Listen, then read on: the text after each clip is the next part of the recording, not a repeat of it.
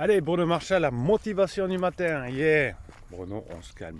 Alors aujourd'hui, on va parler des réseaux sociaux. Vous savez, en coaching, alors pour les coachings, tiens, j'ai oublié de vous dire, c'est dessous un descriptif, hein, c'est 1 heure de coaching, 15 jours de suivi par écrit. Et les coachings, c'est par audio, par téléphone ou par WhatsApp quand vous êtes loin, c'est plus facile par WhatsApp. Aujourd'hui, on va parler des réseaux sociaux. Et souvent en coaching, effectivement, on me dit les réseaux sociaux, ça me déprime. Et notamment dans le couple, ça peut créer des histoires. Pourquoi ça peut créer des histoires? Alors non, pas les... Si, quoi que si. C'est les messages que l'on répond, les petits cœurs qu'on envoie, les likes, etc. Dans un couple, eh bien, si votre partenaire découvre que vous mettez des likes et des petits messages sympas d'autres personnes, ça peut créer le souk. Effectivement, ça peut créer des ennuis. Mais le sujet n'est pas là. C'est notamment quand une personne est en crise et qu'elle regarde les réseaux sociaux, qu'elle regarde Insta ou Facebook, bien, il y a un grand décalage, puisque sur les réseaux sociaux, on ne met que les choses qui vont bien. En tout cas, 90%, on met des photos en train de boire des cocktails dans des endroits merveilleux, sur une plage, en train de nager, être à la montagne, en train d'être en rando, en train d'être avec des amis, bien habillés, bien maquillés, etc. C'est un peu comme la télé ou le cinéma, hein, qui ne sont pas évidemment quelque chose qui est, comment dirais-je, qui est une vie réelle, hein. Le maquillage fait que l'on est une autre personne, le costume fait que l'on est une autre personne. Et sur les réseaux sociaux, nous sommes dans le même état d'esprit. En revanche, donc, alors avant de vous dire en revanche, ouais, donc du coup les réseaux sociaux peuvent créer, notamment chez une personne en crise, des frustrations en disant les autres c'est mieux que moi, j'ai une vie pourrie, j'ai une vie de regarde les autres, ils font ça, nous on fait rien, on va jamais au cinéma, on va jamais ici, etc. Bien évidemment, on compare un quotidien à une exception, puisque ce que l'on voit sur les réseaux sociaux, c'est qu'on met le must du must, le best-of de notre vie. Et le quotidien, c'est, alors je ne sais pas comment on peut dire, le down-off, le top-off et le down-off. Donc notre quotidien, si on compare un quotidien et l'exception, bien évidemment, on a des frustrations. Si on compare le quotidien et l'exception, on a des frustrations. Donc les réseaux sociaux peuvent créer effectivement des ennuis. En revanche, nous y voilà le en revanche. Tiens, allez hop. Tiens, un petit peu de paysage ce matin.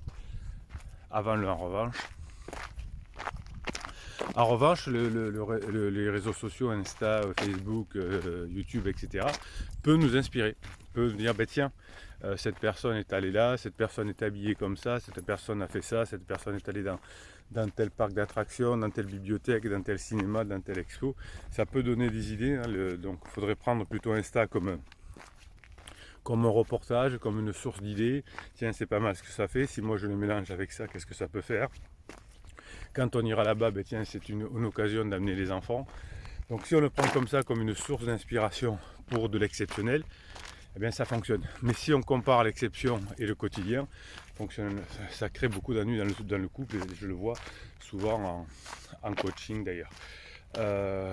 Si on compare le quotidien à l'exceptionnel, ça veut dire qu'on n'est pas tellement adulte.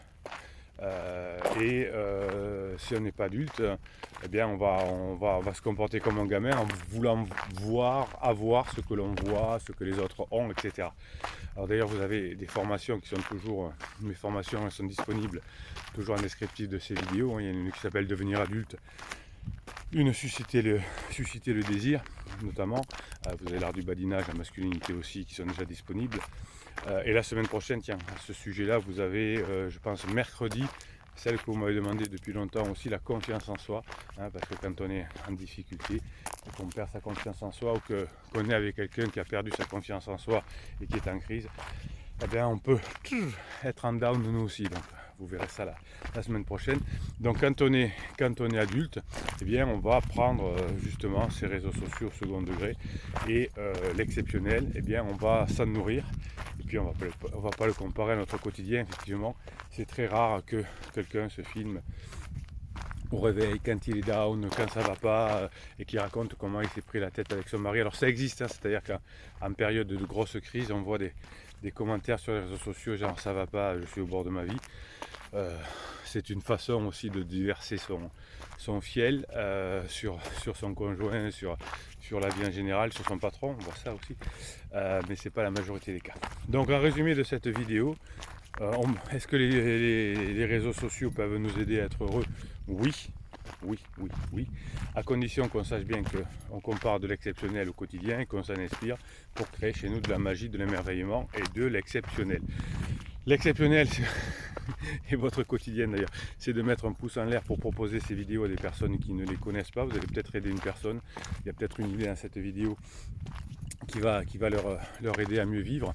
Donc grâce à vos pouces en l'air, YouTube vous propose intelligemment la vidéo à des personnes qui en ont besoin, qui ont mis des mots-clés indiquant j'ai besoin de souffrance ou souffrance sur les réseaux sociaux. Et ils trouveront peut-être cette vidéo, ça les aidera. Abonnez-vous à cette chaîne bien évidemment et cette communauté positive et bienveillante dont vous faites partie, qui écrit un commentaire, qui se soutient, qui dit ouais, quand ça va pas, on pose une question, bien j'y réponds, la communauté y répond et ensemble on est plus fort. Voilà, allez, c'était Bruno Marchal. Dans cette communauté, vous savez qu'on a des private jokes et l'une d'elles c'est Bruno Marchal. Il vous dit à très bientôt.